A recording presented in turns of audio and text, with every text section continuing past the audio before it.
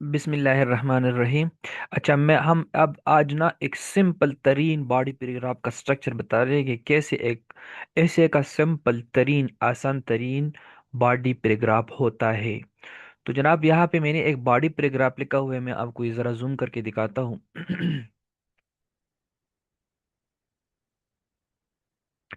Body paragraph जो है वो political instability is a major cause of economic crisis. ठीक है जनाब, जे पॉलिटिकल इंस्टेबिलिटी है वो इकोनॉमिक क्राइसिस का एक मेजर काज है। अब हम इस पे ना एक ऐसे का बॉडी पैराग्राफ लिख रहे हैं, और आप जहन में ये रख ले कि हम कोई तीसरा चौथा बॉडी पैराग्राफ लिख रहे हैं, ताकि आप लोगों को मैं थोड़ा सा कोहेरेंस भी बता दूं कि कोहेरेंस कैसे बिटवीन द बॉडी पैराग्राफ्स आते हैं। ठीक है, तो सबसे पहले जनाब, आप ये वर्डिंग जो कनेक्टिविटी है ये आप पहले ही वाले पैराग्राफ जो आपने फर्ज करे, पहले आपने ये पैराग्राफ लिखा हुआ है कि पॉलिटिकल इंस्टेबिलिटी का एक मेजर इम्पैक्ट है नेशनल इंटीग्रेशन पे। ठीक है, तो यहाँ पे आप इसी तरीके से कनेक्शन के लगाने की कोशिश करोगे कोहेरेंस के लिए, कि not only weak national integration but political instability also severely harms the country's economy।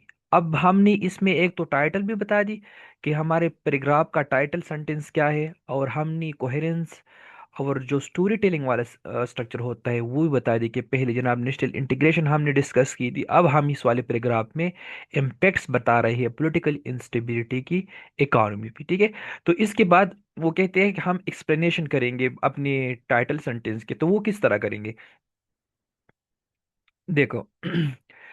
It leads to inconsistent economic policies. अब मैं ना लिस्टिंग करता हूँ कि how political instability impacts countries economy. ठीक है, तो inconsistent policies, business businesses unfriendly environment and disrupted supply chain। ठीक है, तो हमने तीन वेरिएबल्स बता दी कि देखो ये जो पॉलिटिकल इंस्टेबिलिटी होती है ये आपकी कंट्रीज की जो पॉलिसीज हो वो पॉलिसीज होती है उन उसमें उन पॉलिसीज में इनकन्सिस्टेंसी पैदा करती है, तो वो आगे जाके आपका बिजनेस एनवायरनमेंट ख़राब कर देती है, और इसका इम्पैक्ट जो है सप्लाई चेन जो इकोनॉमी का एक मेजर डिटर्मिनेंट है, स्मूथ सप्लाई चेन, उसको भी डिसरप्ट कर देती है। ठीक है, फिर इसके बाद यह पी नहीं रुका, आगे जाके थोड़ा एक्सप्लेनेशन को खींच लेते हैं। सिमिलरली का कनेक्टर बहुत लाजमी होता है यहाँ पे। Polarise politics contributes to the loss of foreign direct investments. ठीक है, तो ये जो मैंने एक और भी बता दिया कि जनाब ये जो पोलराइज पॉलिटिक्स होते हैं ये कंट्रीब्यूट करते हैं फॉरेन डायरेक्ट इन्वेस्टमेंट के डिक्लाइन को। अब ये वाली जो आपका सेंटेंस हो गई ये वाली, इसमें आप ना थोड़ा सा कंटेक्स्ट डालने की कोशिश करती हो कि जनाब आगे जाके मैं कोई रिपोर्ट देने वाला हूँ या कोई केस स्टडी बताने वाला हूँ या कोई स्टोरी या कोई एग्जांपल या कोई रिपोर्ट बताने वाला हूँ कि इसके बाद मैं बता दूंगा, ताकि आपका पैराग्राफ ज्यादा कोहेरेंट लगे। ठीक है, इन दिस कंटेक्स्ट अब वही एफडीआई वाली बात है। State bank of Pakistan SBP reports that A 27% decline has been observed in FDI during volatile political conditions इन 2022।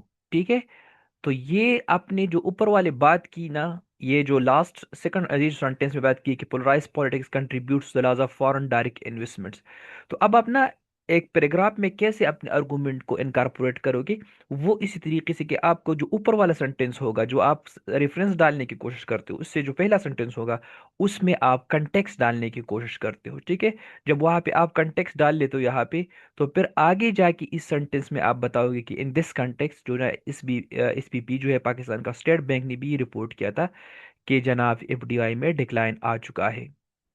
अब इसके बाद जो सेंटेंस होगा ये वाली, इसमें होगा ये कि अब आपने जो रेफरेंस डाली हुई है उसको छोड़ना नहीं है, आपने उसको आपने अपने जो टाइटल सेंटेंस है उसके साथ को रिलेट करना है। आपने बताना है कि इसमें हम ये रेफरेंस जो मैंने यहाँ पे डाली हुई ये मेरा किस तरह कनेक्शन बनाता है मेरे टाइटल सेंटेंस के साथ।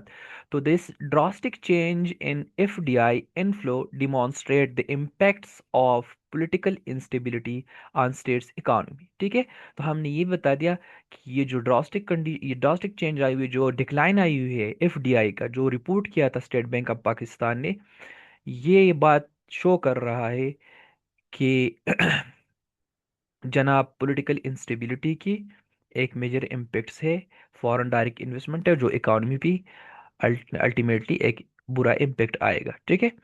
तो अब इसके बाद जो है ना, मैं कंक्लूडिंग सेंटेंस डालूंगा। अब आपने यहाँ पे जो है ना कंक्लूडिंग सेंटेंस नहीं लगानी, जो ये लोग अक्सर यहाँ पे डाल लेते हैं। यहाँ पे कंक्लूडिंग सेंटेंस नहीं होती, यहाँ से नहीं होती स्टार्ट कंक्लूडिंग सेंटेंस। आपका कंक्लूडिंग सेंटेंस इसके बाद स्टार्ट होता है। To conclude, it can be claimed that non consensus in politics is is a key contributor to weak in fragile economy, ठीक है। तो फिर यहाँ पे आपने कंक्लूड किया, और आपने कंक्लूड कैसे किया? जो आपका टाइटल सेंटेंस था ऊपर वाला, वही सेंटेंस था, लेकिन उसमें थोड़ी सी चेंजेस आ गई। आपने बता दिया कि जनाब, ये जो पॉलिटिकल इंस्टेबिलिटी है, ये कंट्रीज की इकोनॉमी को हार्म करती है। बात वही है, लेकिन आपने थोड़े अल्फाज चेंज की। तो यही होता है एक सिंपल तरीन बॉडी पैराग्राफ, ठीक है। इसमें ऐसा सच कोई मतलब हार्ड एंड फास्ट वो चीज़ नहीं है, ऐसा सच कोई मुश्किल चीज़ भी नहीं है। असल में स्ट्रक्चर बहुत बेटर करती है कि आपने कौन सा सेंटेंस कहाँ पे डालनी है, ठीक है। और सेंटेंसेस का स्ट्रक्चर भी बहुत इंपॉर्टेंट है, और फिर किस तरह आपने एक पैराग्राफ में अपनी टाइटल सेंटेंस डालनी है, और टाइटल सेंटेंस के बाद आपने उस टाइटल सेंटेंस का एक्सप्लेनेशन किस तरह करनी है। समझो कि आप एक बॉडी पैराग्राफ जब लिखते हो, तो आप यही समझो कि मैं एक छोटा सा मिनी सा ऐसे ही लिख रहा हूँ, ठीक है। तो फिर आपके लिए ज़्यादा आसान हो जाती है कि मैंने वेरिएबल्स का कहाँ पे डालनी है, वेरिएबल्स की लिस्टिंग कैसे करनी है, आगे जाके मैंने रेफरेंस कैसे डालनी है, और उस रेफरेंस को मैंने नेक्स्ट सेंटेंस में कैसे कोरिलेट करना है अपने टाइटल सेंटेंस के साथ, और फिर मैंने कंक्लूडिंग सेंटेंस लिखना है, ताकि मेरा एक पैराग्राफ जो होता है वो सारी इसेंशियल्स जो है पैराग्राफ की जितने भी इसेंशियल्स होते हैं वो पूरी कर ले। Okay, thank you. किसी दिन इंशाल्लाह फिर इंट्रोडक्शन के बारे में भी बता दीजिए कि इंट्रोडक्शन का स्ट्रक्चर कैसा होता है। ओके, अल्लाह हाफिज़।